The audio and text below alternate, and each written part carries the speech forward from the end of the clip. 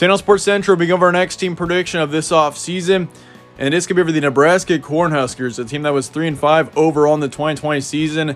And this team has got a crucial season coming up here in 2021. Obviously, this is Scott Frost's fourth season now as the head coach at Nebraska, and he hasn't had a whole lot of success to date with the Cornhuskers. So this will be not only a crucial season for him in his career, but also for Nebraska and this football team in general. So today we're going to be going over a full season prediction here today on Nebraska. We're going to get started with your season trends, looking back at 2020 for this team, kind of just seeing where this team is going right now.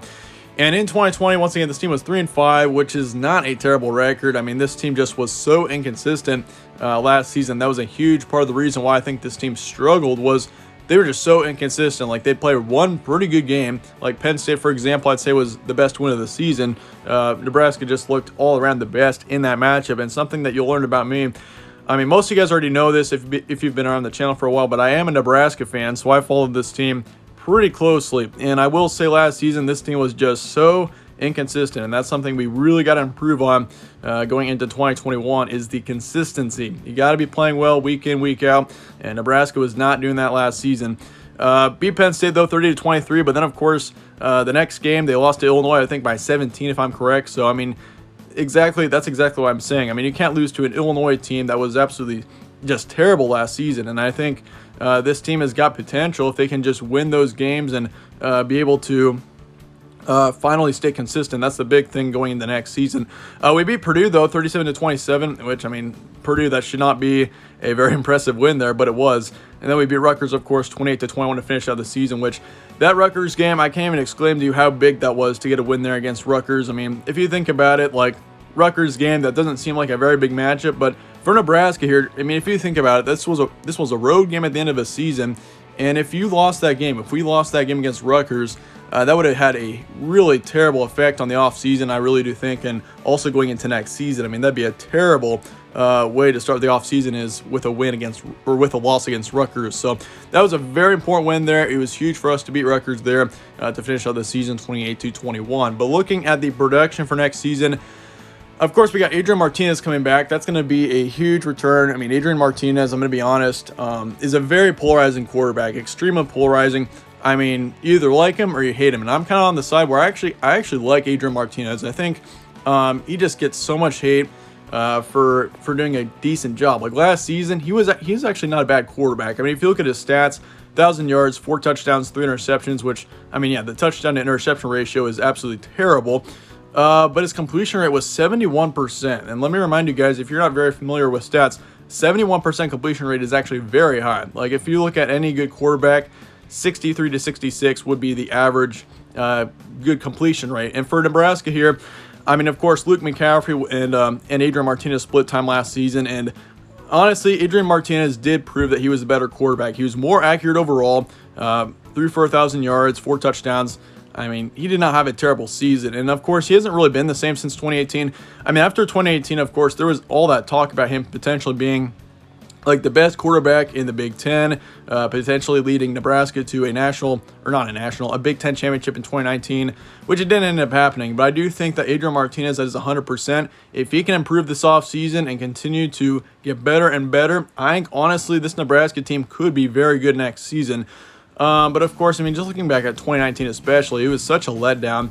I mean, he went from a 64% completion rate in 2018 to a 59% in 2019. Went way back up to 71% though in 2020 though, once again. So he did really improve his accuracy last season, but he's really got to improve his stability and also his speed going into next season. But once again, Luke McCaffrey is transferring away. Kind of a weird situation with him. Went to Louisville, and he's already out of Louisville. He's going to Rice now. So very interesting situation with him. But now we got to focus on Adrien Martinez. He's our quarterback. As for the running back position, Dietrich Mills is not going to be back for next season. He is the top running back here. Put up 521 yards last season, so he did not have a terrible season for this team. So that's definitely going to be something to watch out for. Adrien Martinez actually rushed for a lot last season. He had an additional 500 yards of rushing last year and 7 touchdowns. So definitely a dual threat quarterback there. He had 11 total touchdowns last season. As for the running back position, of course, Marquis Stepp is transferring in from USC. That is a big bring in there. He's going to have a big impact on this team next season. I can almost guarantee you. We've already seen that in spring ball. Wandel Robinson, that is a tough loss there, transferring to Kentucky. I was super upset when I found out about that because, Wandel Robinson was such an impact player on this team last season. 700 total yards, 2 touchdowns. I'd say by far the most talented team on this offense last season was Wandel Robinson, and that's going to be, once again, just a brutal loss. That's how it is sometimes with the transfer portal here, but it's just, that is a terrible loss for this team, and that's going to impact this team, I can tell you, quite a bit next year. But Austin Allen, do watch out for him. Next year he's got a ton of potential. Obviously Thomas Fedoni, recruit, was coming into at the tight end position, but he's injured, so it doesn't look like he's going to be playing much next season. Just a series of unfortunate events for this Nebraska team. But Xavier Betts, definitely a promising receiver. He's coming back. He's going to have a lot of action next season, I can guarantee you. Watch out for him. Of course, we got Manning as well. Several great receivers and a ton of potential on this team in general. We just need to confirm on that. We just got to we got potential on this offense for sure, and on this team in general. It's just, we got to step up on that. But if you look at the offensive line here, you lose 2 there. One linebacker and then 1 in the secondary as well. So defensively, this team does lose 2. Defense looks pretty good next season, but I'm a little bit concerned about the offense. The offense is going to heavily determine how this team is next season. If the offense is good, this team will be good next year. If the defense, I'm not too worried about the defense. That's actually improving quite a bit. But offensively, this team, we got potential, but we just need to play as well. Adrien Martinez is definitely a great quarterback. He just has not been able to show that over the past couple of years. Chances of a bowl appearance in 2021, that is going to be the primary goal for this team, I think, going into next season, is making a bowl game. It's been, since 2016 since Nebraska made a bowl game. So, this is a crucial season for them because of that, but also for Scott Frost. If you think about it, Scott Frost, he's in his 4th season already, and he hasn't really done much for Nebraska, it seems like, right now. If you look at this team, we got to make it to a bowl game next season if Scott Frost is going to be sticking around for a long time. Personally, I think Scott Frost is the man for the job. I don't see any other coach being perfect for this position. I think Scott Frost is definitely the best coach for the position. He's an alumni. He played very well for Nebraska way back in the day. So, Scott Frost, I think he's the man for the job. But, we just got to have some things to go our way. We need to get some momentum as well. And looking at the schedule now, of course, we got Illinois. Supposed to be in Ireland, but now it's going to be in Champaign. So that's a road game, crucial game there. Got to win that one. Fordham, we got them at home. We got Buffalo. Oklahoma on the road. I'm going to be honest, that game is going to be ugly. Michigan State also on the road after the Oklahoma matchup.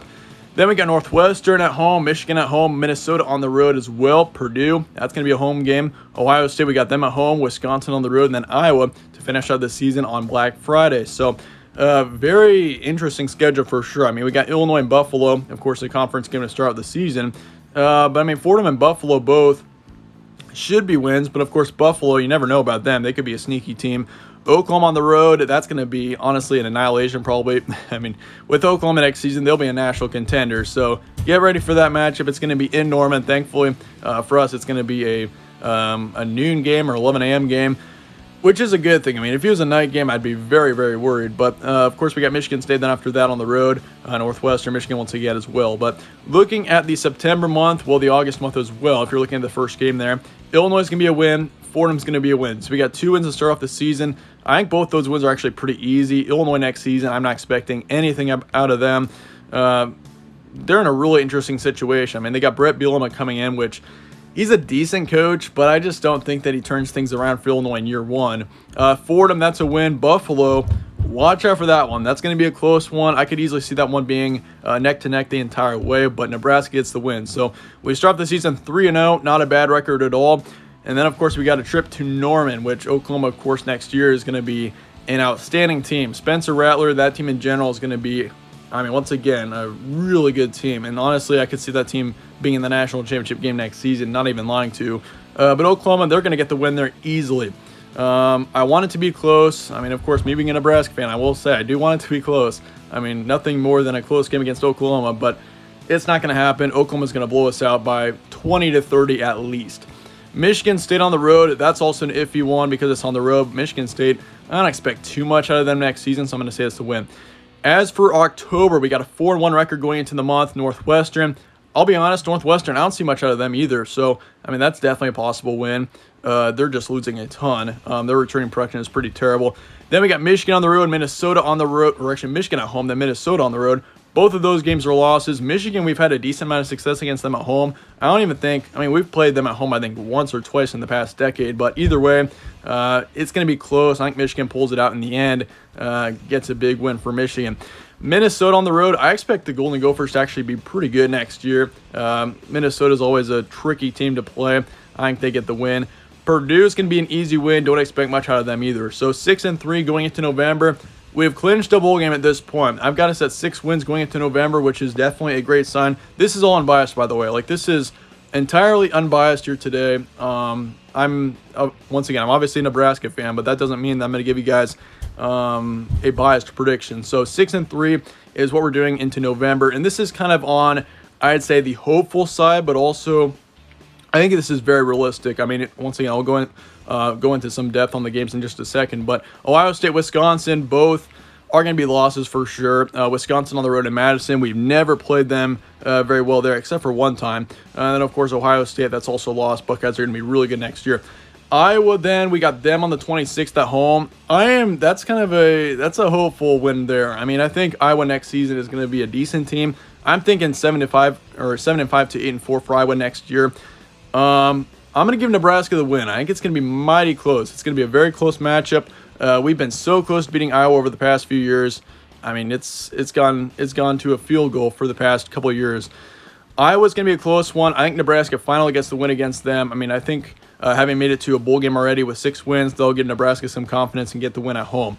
So I'm going to give 7-5 for a record next season. This is definitely reasonable. Like, don't get me wrong. I mean, there's not much hope right now in Husker Nation, but I think 7-5 is definitely reasonable for this team. 6-6, I'd say, is definitely the most reasonable record for next season. 7-5 is also very possible.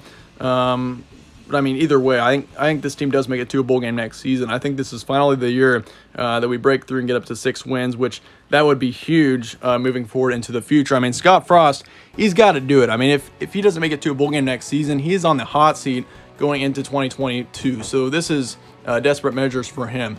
But yeah, looking at the schedule, though, once again, I think Iowa, that's once again a very close one. Purdue's a win. Yeah, easy win for those 3. But yeah, Buffalo, definitely want to look out for that one. Michigan State on the road is also, I'd say, a pretty iffy one. I'm actually pretty confident on that Northwestern game. I think we get the win against them. But the Iowa and Michigan State games especially, I could easily see going either way. I mean, with Michigan State being on the road after Oklahoma as well, that will be a tough one there. But that being said, that wraps it up for my Nebraska predictions for 2021. Let me know your thoughts in the comments below this Nebraska team. Let me know your record predictions and all that down in the comments. I appreciate you guys all watching. If you enjoyed the video, slap a like on it, subscribe as well, as it does help with the channel. I'd really appreciate that. But once again, appreciate you guys all watching. Stay tuned for more from All Sports Central. I'll see you guys later.